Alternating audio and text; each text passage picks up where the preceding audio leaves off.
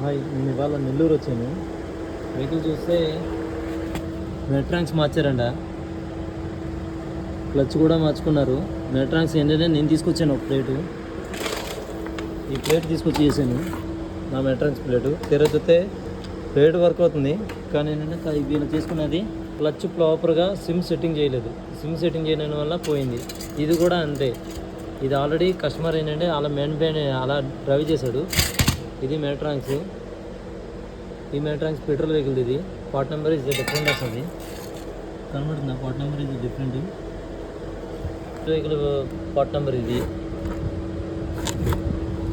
మెట్రాన్స్ problem ఉన్నది. Volkswagen Vento. నేను నెల్లూరులో చూశాను. వేరే చూస్తే కంప్లైంట్, ఆ స్పానర్ మార్క్ కంటిన్యూగా లైట్ వెలిగేస్తుంది, మూమెంట్ రావట్లేదు వెహికల్. చెక్ లైట్ కూడా కంటిన్యూగా వెళ్తుంది. ఇది క్లచ్ ఫ్లై వీల్ మార్చుకోవాలని చెప్పాను. క్లచ్ మార్చుకున్నారు, ఫ్లై వీల్ మార్చలేదంట. అది మార్చుకుంటేనే కానీ పని అవుతుందని చెప్పేసాను.